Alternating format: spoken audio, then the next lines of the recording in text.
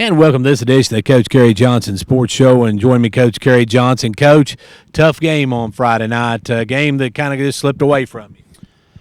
Yeah, the weather didn't help us any, but they had to play in it too. And the turnovers got us. There's no doubt about it. When you cannot turn the ball over 6 times and expect to even come to be in the ballgame at the end was, I guess, a pretty good testament to how hard the guys played.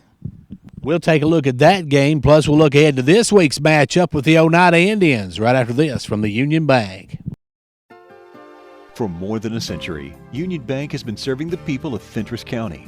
Now, as we begin a new chapter in our history of service, we want to take this opportunity to reassure you that while our building may be new, we're still the same friendly people you have known for years.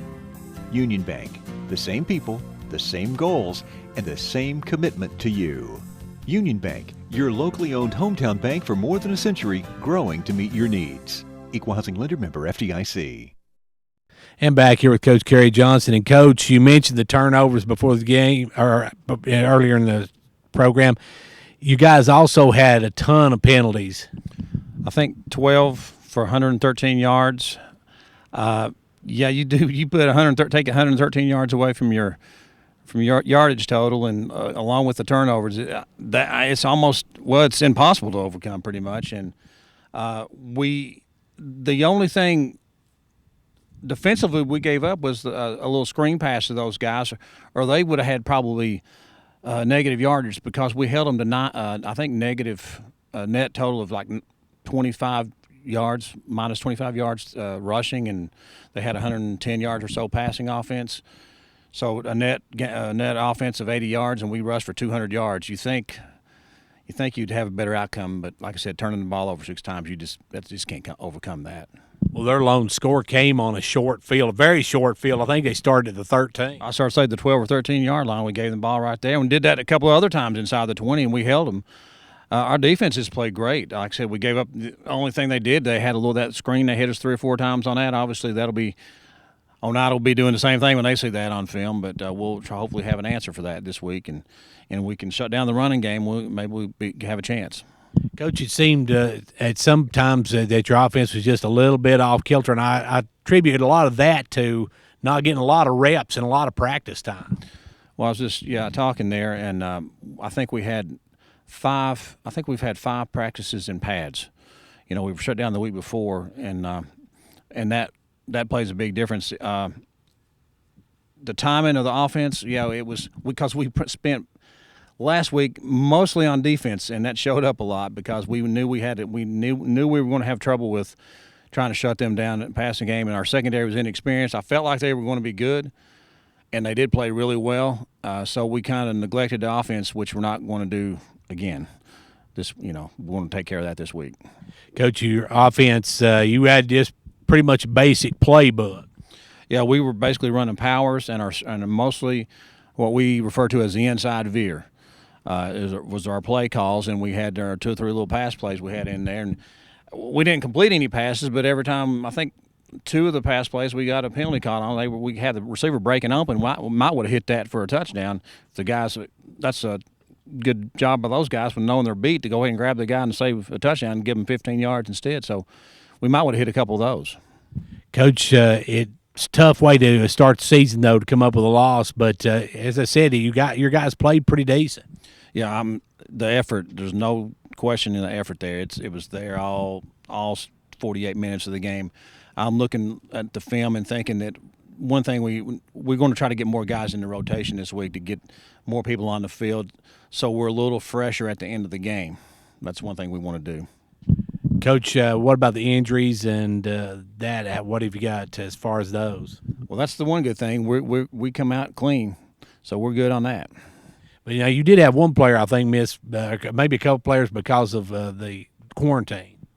Mark Mitchell is a new guy that moved in here from New Jersey. Wide receiver, a lot of speed, got some height on him, got some length on him. He's going to help us, and we could have used that the other night. And we miss him. I did mention Brett Jones came down with a cramp, but he's good to go. Coach, it had to be odd to look up there and not see a York fan base like normal. I mean, it was sparse, and that's not any indication of the team. That's just regulation. Yes, and actually, to be honest with you, I thought it would even look emptier than it did. To be honest with you, with 400, 400 ticket limit or 450, whatever the number was, I don't even remember. But that was an issue all week. It was an ordeal dealing with all the issues off the field last week.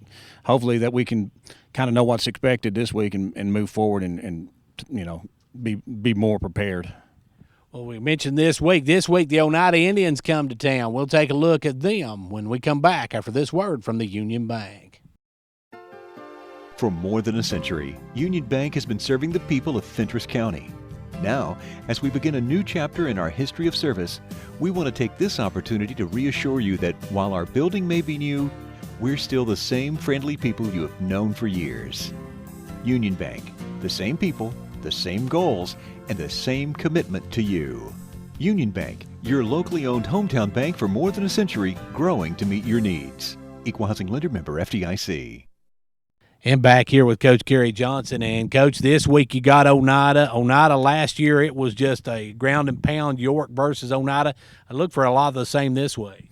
Yeah, Oneida's, they're going to be similar. They lost quite a few people too, but they're solid over there. They're well coached. Coach Lambert does a good job. He's been over there for quite a while now. They beat Oliver Springs last week, 14-6 in a tight one, similar to what we had. Oliver Springs gave them the ball 2 or 3 times. Looking at it on film.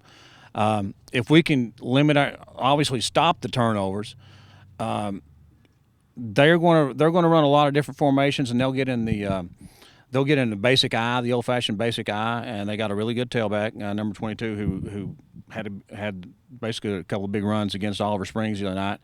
We can contain that. I think in the secondary, I think they're similar. I don't believe their quarterback can throw as well as Jackson County's quarterback, but hopefully it'll be a dry field, so it'll be a little different on that end as well. But I think if we can contain those guys. Put our little bit more offense out there on the field and keep our defense off the field a little bit more. I think we can play with them. Offensively, you're going to have a little bit bigger playbook this week. Yes, we're going to do a few things. Like I said, we made a little adjustment there in the fourth quarter, which we didn't see earlier. If we'd picked that up, we might have been a different outcome, which will obviously that's the way it should have been all along. I just didn't know about it. We're going to change up. I won't go into detail on what we're going to do. But we're going to, probably try to speed things up too as well. Not only have a few more plays in there, but speed things up a little bit. Now, defensively, your guys did a good job this week. They'll have to be even better this coming week, right? Yes, they have Oneida's running back is much better than the Jackson County running back. Like I said, I don't know the quarterback. Jackson County had a solid quarterback back there, so I don't know. I think. It's stopping their run is what it's going to be, and them, of course, their job will be to try to stop our run. And with a drier field, I'm hoping that we can get a little more of our triple option offense going a little this week. Your special teams last week didn't get a whole lot of work. I mean, no, 1 kickoff and 2 kickoff returns, and I think we had a good kickoff return play set up. We couldn't execute catching the ball on the thing, and end up. And starting the second half, we basically tackle ourselves there at the 15 or 20-yard line and then fumble the next play and give them the ball back. So that's not how you want to come out at halftime. Of course, you did have one good punt return toward the end of the game that set you up. Miles able to pick that up off the ground and get you some good yardage. He's going to be a weapon. Yes, he's going to be good. We got 2 or 3 freshmen that's going to help us down the road. Some of them are not quite ready to be out on the field. 14-year-old, boys going against 18-year-old men.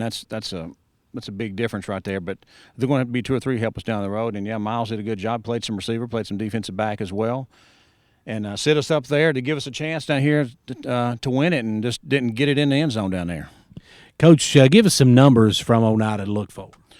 The tailback is number 22.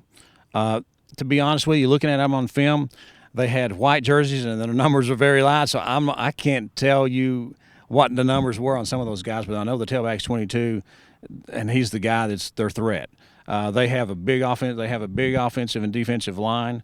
Jackson County was good size. They're bigger than Jackson County up front, but that means they're not going to be the quickest bunch. Hopefully, off on their line. Now they got some speedy backs back there, but hopefully we can take advantage of their line. And our offensive line did a pretty good job last week, coming especially. We had a couple guys that coming off the ball. Evan Tompkins was coming off the ball so well, he looked like he was off sides at times. And that's how you come off the ball. Coach, of course, you dropped that opener. This one will be a good one to bounce back with.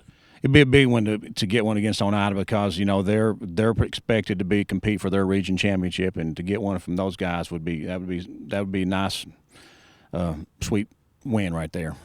And I'm going to mention the crowds. We need all 400 of ours, right? Yes, we do. Well, we will thank you for talking with us, Coach, and best of luck this week as you take on Oneida. All right, thanks, Gary.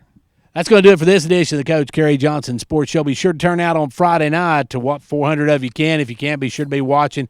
We'll have it live streaming on our Facebook channel, also on Twin Lakes Cable Channel 953, Comcast Cable Channel 12, and on WDB. Until then, for 15104 Sports, I'm Gary Clark. See you at the game.